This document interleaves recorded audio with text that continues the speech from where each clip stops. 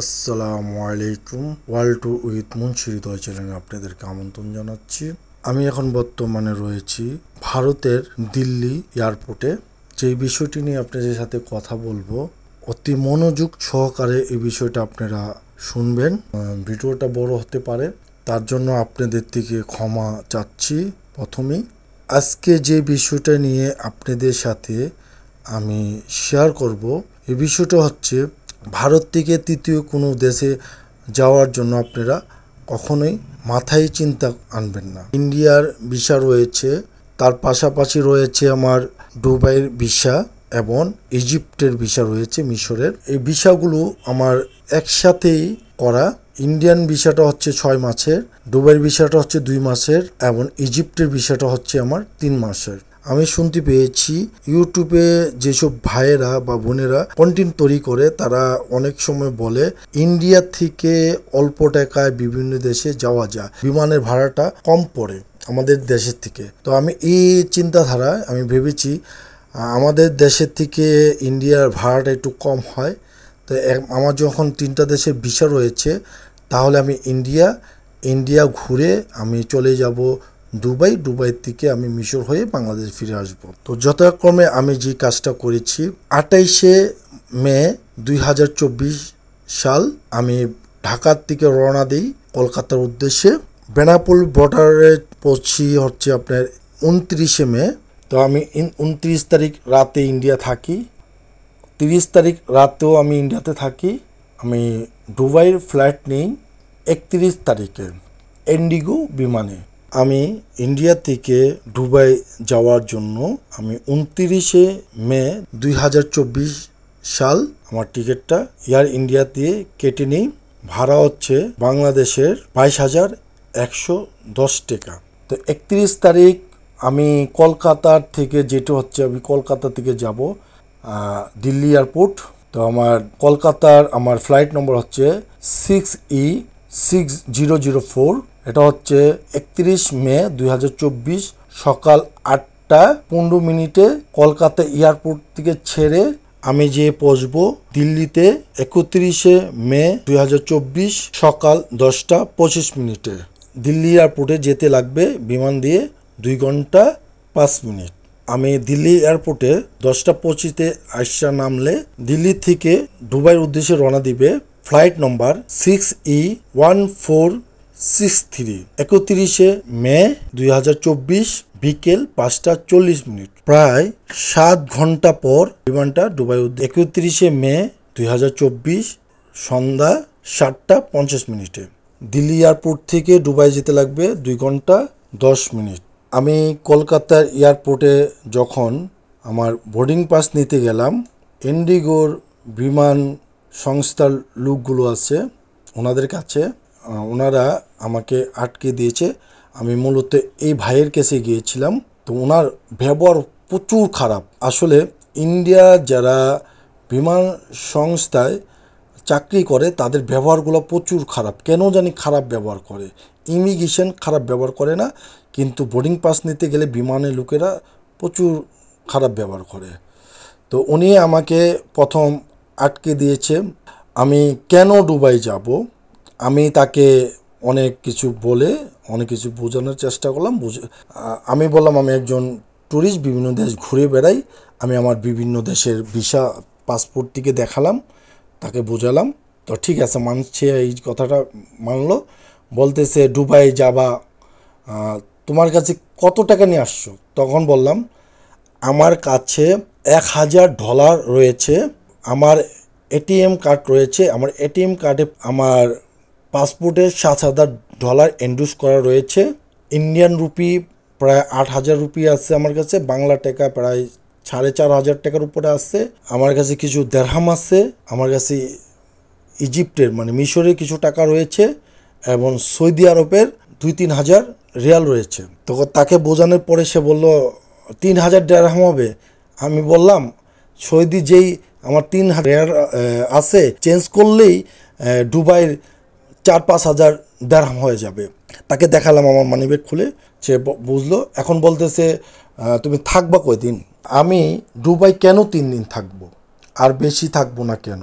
আসলে ভাই আমি দুবাইতে 2007 সাল থেকে প্রায় 4 বছর দুবাই আমি ছিলাম। তাই আমি শারজা, দুবাই বিভিন্ন জায়গা আমি নিজেই গাড়ি ড্রাইভ করে ঘুরছি। তার জন্য দুবাই আমার দেখার জন্য এত একটা না, জাস্ট আমি দুবাই হয়ে, কারণ মিশরে কেউ যেতে চাইলে ওমান, সৌদি আরব, দুবাই, কাতার, বাহরাইন যে কোনো একটি দেশ, তৃতীয় কোনো দেশ হয়ে যখন আমার যেতে হবে, তাহলে আমি ভাবলাম দুবাইটাকে আমি একটু ঘুরে দেখে যাই। প্রায় আমি এই দুবাইতে 4 বছর ছিলাম। আমার 4 বছরের আমার স্টিকার ভিসা আমি ছিলাম। আপনাদেরকে দেখাচ্ছি আমার স্টিকারগুলো। এই যে হচ্ছে আমার দুবাই ভিসাগুলো। আমি বিগত 2007 থেকে 2011 সাল পর্যন্ত আমি দুবাই ছিলাম। আমার এই যে স্টিকার, 2টি ভিসা। তো আমি এই জন্য দুবাইতে 3 দিন থাকবো, মিশরে আমি 14 দিন থাকবো। তো ওদেরকে বলে তারপরে আমি বের হলাম। তাকে বললাম আমি আজকে যাওয়ার পরে আমি 31 তারিখে রাতে আমি আমার হোটেলে ঢুকবো, 1 তারিখে হোটেল থেকে বের হয়ে যাব। তো আমি আমার হোটেলের কাগজ দেখালাম। আপনারা দেখতে পাচ্ছেন এই যে আমার হোটেলের কাগজ। আমি 31 তারিখ দেখতে পাচ্ছেন, চেকিং 31 মে 2024 এবং চেক আউট 1 জুন 2024, 1 রাতের জন্য। তো সে ধরে বলল তুমি থাকবা 3 দিন, তাই 1 দিনের জন্য কেন তুমি হোটেল বুক করলা? তোমার তো 3 দিন হোটেল। তো আমরা বুঝালাম, বললাম আমি 1 দিন দুবাই থাকবো, 1 দিন থাকবো আমি আবুধাবিতে। না না না, তুমি 3 দিন থাকবা। তো আমি বললাম 3 দিন কোথায়? আজকে আমি ঢুকবো 31 তারিখে দুবাই, 31 তারিখ রাতে আমি থাকবো, আমি সকালবেলা বের হয়ে যাব জুন মাসের 1 তারিখ। তাহলে কয়দিন হলো? 1 দিন হলো, 1 রাত। তারপরে আমি এই চলে যাব আবুধাবিতে আমি 1 তারিখে থাকবো, 1 তারিখে রুম নিব, আমি 2 তারিখ থাকবো। 2 তারিখ রাত থাকার পরে আমি 2 তারিখ থাকার পরে আমি তো 3 তারিখে তো আমি চলেই আসবো। আমার তো 3 তারিখে না হবে না, ঢুকতে দিচ্ছে না বলে আমি সঙ্গে সঙ্গে আমি আরেকটা হোটেল বুক করি ওদের সামনেই অনলাইনের মাধ্যমে। আপনারা দেখতে পাচ্ছেন এই যে হোটেলটি, এই হোটেলটি আমি বুক করি। দেখতে পাচ্ছেন চেক ইন 1 জুন 2024 এবং চেক আউট জুন 2024, 1 রাতের জন্য। আমার রুম ভাড়া হচ্ছে প্রায় 10,000 টাকা করে। 2 হোটেলের রুম আমি বুক করি। এখন যখন আমি রুম বুক করলাম, এখন আমাকে আটকে দিছে, তুমি দুবাই যাবা, ঠিক আছে, দুবাই থেকে তুমি আসবা, টিকিট কোথায়? তোমার ফিরতি টিকিট কোথায়? তাকে আবার আমার পাসপোর্ট দেখাইয়া আমার মিশরের ভিসা দেখালাম। মিশরের ভিসা দেখাইয়া তাকে বললাম আমি দুবাই থেকে মিশর চলে যাব। তো যেবার থেকে মিশর যাবা তো টিকিট দেখো। পরে আমি তাকে আমার যে টিকিটটি রয়েছে দুবাই থেকে মিশর ওমান এয়ারসের এই টিকিটটা দেখালাম। এই যে দেখতে পাচ্ছেন ওমান এয়ারসের টিকিট। তো এই হলো আমার ওমান এয়ারসের টিকিট। দেখানোর পরে সে আমাকে বলতেছে কবে যাবা? আমি বললাম 3 তারিখ। আমার দেখতে পাচ্ছেন ওমান এয়ারসের টিকিট, আমি এটা বাংলাদেশ থেকেই কেটেছি অনলাইনের মাধ্যমে। আমার ভাড়া হচ্ছে 29,712 টাকা। দুবাই টার্মিনাল 1 থেকে ছেড়ে যাবে এবং আমার ফ্লাইট নম্বর হচ্ছে WY604, 3 জুন 2024। দুবাই সময়, ইমারাতের সময় সকাল 11টা 5 মিনিটে। ওখান থেকে আমি মুস্কান এয়ারপোর্টে যেয়ে পৌঁছবো 3 জুন 2024, 12টা 20 মিনিটে। টোটাল সময় লাগবে আমার 1 ঘন্টা 15 মিনিট। ওইখান থেকে আবার আমি মুস্কান এয়ারপোর্ট থেকে আমার বিমানটা ছেড়ে যাবে কায়রোর উদ্দেশ্যে। আমার ফ্লাইট নম্বর হচ্ছে WY405। মুস্কান এয়ারপোর্ট থেকে বিমানটা ছাড়বে দুবাইয়ের সময় 3 জুন 2024 দুপুর 2টা 40 মিনিটে। আমি কায়রো এয়ারপোর্টে যেয়ে পৌঁছবো 3 জুন 2024 6টা বাজে। টোটাল সময় লাগবে আমার 4 ঘন্টা 20 মিনিট। তো আমি তাকে বলার পরে সে আমাকে আর আটকাইতে পারলো না। আমি চলে আসলাম দিল্লি এয়ারপোর্ট। দিল্লি এয়ারপোর্টে যেটা হয়েছে, আমি চলে আসছি 10টা 25-এ। টার্মিনাল 1 থেকে টার্মিনাল 3-তে আমাদেরকে বাস দিয়ে নিয়ে আসা হয়েছে। তো আমি বাস দিয়ে আসার পরে টার্মিনাল 3-তে আমি ঢোকার পরে এন্ডিগোর যেই কাউন্টার রয়েছে সেই কাউন্টারে আমার বোর্ডিং পাসটা দেখাই। তো ওনারা বলছে আপনার 6 ঘন্টা 6.5 ঘন্টা বাকি রয়েছে, এত তাড়াতাড়ি আপনি ঢুকতে দিবে না, আপনি 12টার পরে ঢুকেন। 12টার পরে ঢুকলে আপনার 4 ঘন্টা হাতে থাকবে। আমি সেই মতন 12:30টার দিকে আমি ইমিগ্রেশন করতে যাই। তা ইমিগ্রেশনের লোক যারা পুলিশ ছিল, পুলিশ বা ইমিগ্রেশনের লোক, তারা আমাকে এত একটি কিছু বলে নাই। আমার বোর্ডিং পাস দেখলো এবং আমার ভিসা দেখলো, বলে ভিসা কোথা থেকে করলেন, আমি বললাম বাংলাদেশ থেকে। ও ঠিক আছে, তারা আমাকে দেখতে পাচ্ছেন আমার বোর্ডিং পাসের মধ্যে তারা যে সিলটা মারা, সেই সিলটা মেরে আমাকে ছেড়ে দিয়েছে। আমি যত রকমে আমার দেহ তল্লাশি করার পরে আমি আমার চেক ইন করার পরে আমি ভিতরে ঢুকে গিয়েছি। এখন আমি দিল্লি এয়ারপোর্টে। দিল্লি এয়ারপোর্ট থেকে আমি ইন্ডিগোর বিমান দিয়ে যাব। সেই ইন্ডিগোর বিমান ফ্লাইট নম্বর হচ্ছে 6E1463। 31শে মে 2024 ইন্ডিয়ার সময় বিকাল 5:40 দিল্লি এয়ারপোর্ট থেকে ছাড়বে এবং দুবাই এয়ারপোর্টে 31শে মে 2024 7:50 মধ্যে 50 আমি যেয়ে পৌঁছবো। তাহলে দুবাই যেতে লাগবে আমার 2 ঘন্টা 10 মিনিট। আমি তাড়াতাড়ি এসে পড়ার কারণে আমি এখন টার্মিনাল 3-তে ঘুরতেছি এবং ঘোরাফেরা করলাম। যখন আমার বিমানে ওঠার জন্য যাব, সেখানে আমার আটকায় দেওয়া হয়েছে। এখান থেকে আমাকে কোনোভাবেই তারা ছাড়ছে না। আমি কলকাতা এয়ারপোর্টে তাদেরকে বোঝাইতে পারছি, এখানেও তাদেরকে আমি সব কিছু বললাম, আমার ব্যাঙ্ক স্টেটমেন্ট দেখালাম, আমার সব কিছু বললাম, তারা আমাকে ছাড়ছে না, তারা আমাকে যেতে দিচ্ছে না। আমার এখানে 2 দিনের হোটেল ভাড়া প্রায় 20,000 টাকা বাংলাদেশের, এবং দিল্লি থেকে দুবাই এয়ারপোর্ট যেতে 22,110 টাকা।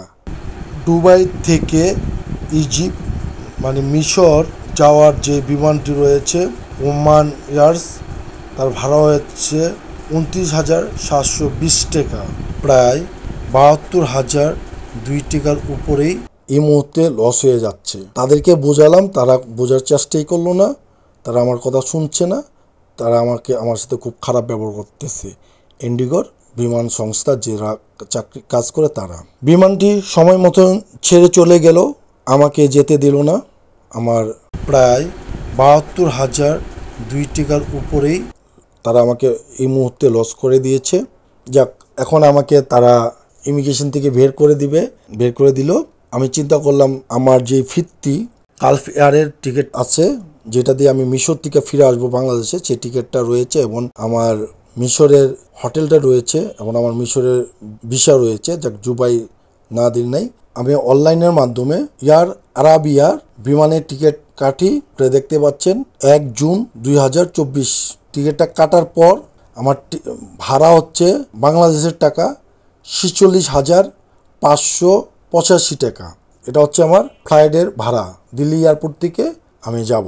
এখন আমার এয়ার আরবিয়া, এটা দিল্লি থেকে শারজা যাবে, শারজা থেকে কায়রো যাবে। তো আমার দিল্লি ফ্লাইট নম্বর হচ্ছে G9466। দিল্লি এয়ারপোর্ট থেকে ছাড়বে 1 জুন 2024 বিকেল 5:35। আমি শারজা এয়ারপোর্টে যেয়ে পৌঁছবো 1 জুন 2024 8:30। দিল্লি থেকে দুবাই যেতে লাগবে 2 ঘন্টা 5 মিনিট। শারজা থেকে আমি কায়রো যাব, আমার ফ্লাইট নম্বর হচ্ছে G9624।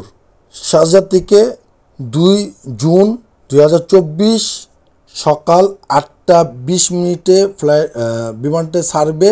কায়রো এয়ারপোর্টে যেয়ে পৌঁছবো 2 জুন 2024 11:10। প্রায় 3 ঘন্টা 15 মিনিট লাগবে সময় আমার। আমি যখন এয়ার আরবিয়ার যে বিমান সংস্থার লোক আছে, আমি বোর্ডিং পাস নিতে গেলে ওনারা আমাকে আলাদা করে ফেলে অন্য একটি কাউন্টারে পাঠায়। সেই কাউন্টারে যে ছিল ইনচার্জ এই ওই দিনের জন্য, এই 1 জুন 2024 তারিখে যে দিল্লি এয়ারপোর্টে এয়ার আরাবিয়ার যে ইনচার্জ ছিল, সে লোকটা ছিল অনেক খারাপ, একজন বাজে লোক। সে তার ওয়াইফের সাথে 2-2.5 ঘন্টা ধরে কথা বলতেছে, কিন্তু আমার কোনো কথা শুনতেছে না। এক পর্যায়ে আমি তার সাথে রেগে গেলাম, বললাম আমার কথা তুমি শুনতেছো না, আমার ফ্ল্যাট ছেড়ে দিবে আর তুমি কথা ওয়াইফের সাথে কথা বলছি, দেখতে পারতেছো না? তখন আমি বললাম আমি আমার বিমান ছেড়ে দিচ্ছে, তুমি আমায় কিছু বলো, তো বলতেছে এখন আমার সাথে সে খারাপ ব্যবহার করা শুরু করে দিল। তুমি কেন যাবা, কি করবা, আমার 14 গোষ্ঠীর হিস্টোরি শোনা শুরু করছে, আমি কি করি না করি। এই আবার সেই আমি আমার ব্যাঙ্ক স্টেটমেন্ট সবকিছু দেখানোর চেষ্টা, সবকিছু দেখলো, সবকিছু জানলো, সব বললাম কেন যাবা, সব হিস্টোরি তাদেরকে বললাম। এবং বলতেছে তুমি কদিন থাকবা, আমি বললাম আমি থাকবো 14 দিন। আমি আমার হোটেল দেখতে পাচ্ছেন, আমি আমার হোটেলের যেই হোটেল বুক করেছি সেই 2 তারিখ থেকে 16 তারিখ পর্যন্ত থাকবো, এক রুম 14 দিন। আমার ভাড়া হচ্ছে বাংলাদেশের 7,561 টাকা। এই হোটেলটা বুক করি 14 দিনের জন্য। তো আমি দেখালাম, বলতেছে তুমি কি করো, কি কাজ করো, কি সব কিছু আমি বললাম। পরে আমি বললাম আমার ভিসা দেখালাম, বিভিন্ন দেশে আমি ঘুরি। সে মানতেছে না, সে ছাড়বে না। সে আমার সাথে খুব দুর্ব্যবহার করতেছে। আমিও তার সাথে তর্ক করতেছি। তোমার ফিরতি টিকিট দেখাও, তুমি দুবাই থেকে মিশর থেকে ফিরে আসবা। তখন আমি গালফ এয়ারের টিকিটটি দেখাইতে পাচ্ছেন। আমি গালফ এয়ারের টিকিটটি 30 মে 2024 তারিখে অনলাইনের মাধ্যমে কেটেছি, আপনারা দেখতে পাচ্ছেন। এবং আমার বিমানের ভাড়া হচ্ছে 37,821 টাকা। আর যেই বাংলাদেশের উদ্দেশ্যে আসার জন্য যেই বিমানটি গালফ এয়ারের যে বিমান আপনারা দেখতে পাচ্ছেন, আমি 16 তারিখে বাংলাদেশে ফিরে আসবো। 16 জুন 2024 তারিখে বাংলাদেশে ফিরে আসবো। আমার ফ্লাইট নম্বর হচ্ছে GF6120। 16 জুন 2024 মিশর সময় দুপুর 2:50 ছেড়ে বাহরাইন এয়ারপোর্টে আসবে। 16 জুন 2024 5:35। কায়রো এয়ারপোর্ট থেকে বাহরাইন এয়ারপোর্টে আসতে লাগবে 3 ঘন্টা 20 মিনিট। এবং বাহরাইন থেকে ঢাকার উদ্দেশ্যে যে বিমানটি ছেড়ে আসবে, ফ্লাইট নম্বর হচ্ছে GF250।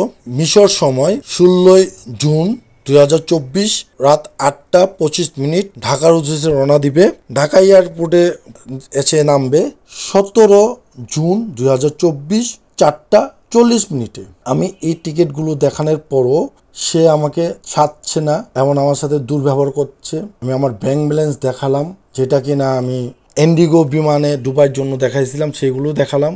আমি একটি হিসাব দিচ্ছি আপনাদেরকে, আমার যে পরিমাণ টাকা লস হয়েছে। ইন্ডিয়ার ভিসা হচ্ছে 824 টাকা ফি, দুবাইয়ের ভিসা হচ্ছে 16,000 টাকা, মিশরের ভিসা হচ্ছে 7,600 টাকা। আমি কলকাতা থাকা খাওয়া মিলিয়ে ভালো একটা খরচ গিয়েছে।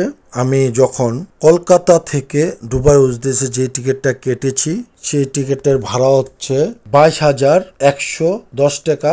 এবং আমি ওমান এয়ারলাইন্স দিয়ে যখন দুবাই থেকে কায়রো যাব, সেটার ভাড়া হচ্ছে 29,712 টাকা। এবং দুবাই যে 2 দিন থাকবো, একটি রুম ভাড়া হচ্ছে 10,000 টাকার উপরে। 2 দিনের ভাড়া হচ্ছে 20,000 টাকা ধরে নিলাম। এরপরে হচ্ছে আমার কায়রো থেকে আমি যখন গালফ এয়ারে ঢাকা ফিরে আসব, ওটার ভাড়া হচ্ছে 36,821 টাকা। কায়রো মিশর থাকবো 14 দিন।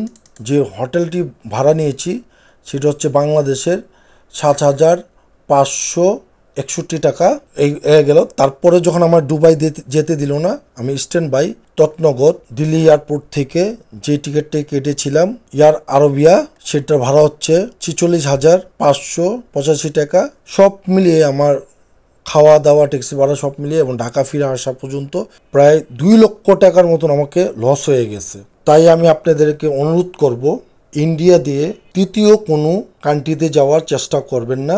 আগে হয়তো যেতে দিত, বর্তমানে বিগত মিনিমাম 6 মাস আগের থেকে এখন কাউকে যেতে দেয় না। ইন্ডিয়ার যে বিমান সংস্থার লোক আছে, তাদের মতন পৃথিবীতে এত বাজে ব্যবহার করা লোক আমি কখনো দেখিনি। আমি বিশ্বে অনেক দেশেই ঘুরেছি, কিন্তু এই ইন্ডিয়ার এয়ারপোর্টগুলো এত খারাপ, আমি আপনাদেরকে কোন ভাষায় বলবো আমি বুঝে উঠতে পারছি না। এরা এত খারাপ ব্যবহার করে যাত্রীদের সাথে। ইমিগ্রেশন রয়েছে, ইমিগ্রেশন অতটা খারাপ ব্যবহার করে না, যেটা কিনা আমাদের বাংলাদেশের ইমিগ্রেশন আমাদেরকে ডিস্টার্ব করে। বিমান সংস্থা আমাদেরকে ডিস্টার্ব করে না। আমাদের বাংলাদেশের পুলিশ, যে ইমিগ্রেশন পুলিশ রয়েছে, তারা হয়তো আমাদেরকে খুব হয়রানি করার চেষ্টা করে, বাট বিমান সংস্থা করে না। কিন্তু ইন্ডিয়ার ইমিগ্রেশনের যারা রয়েছে, তারা অতটা ডিস্টার্ব করে না।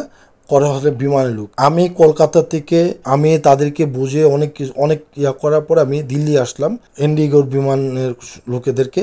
দিল্লি আসার পরও যখন আমি দুবাইয়ের উদ্দেশ্যে রওনা দিব, ইন্ডিগোর বিমানরা লোকেরা আমাকে কোনোভাবেই ছাড়লো না। কলকাতা থেকে আমি চলে আসছি, কিন্তু তো আমি আপনাদেরকে রিকোয়েস্ট করব আপনারা কেউ ইন্ডিয়া দিয়ে কোনো দেশে যাওয়ার চেষ্টা করবেন না। তাহলে আপনার হয়তো আপনার বিমানের টিকিটের ভাড়াটা বা হোটেল বুক করলে হোটেলের ইয়াগুলো আপনার অনলাইনের মাধ্যমে লস হইতে পারে। তো আপনারা কখনো ইন্ডিয়াতে তৃতীয় কোনো দেশে যাওয়ার চেষ্টা করবেন না।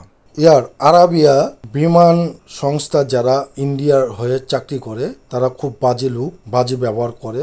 এই বিমানটি ইন্ডিয়ার মালিকানা না, এটি হচ্ছে অন্য একটি দেশের মালিকানা বিমান, কিন্তু ওরা বিমানে চাকরি করে।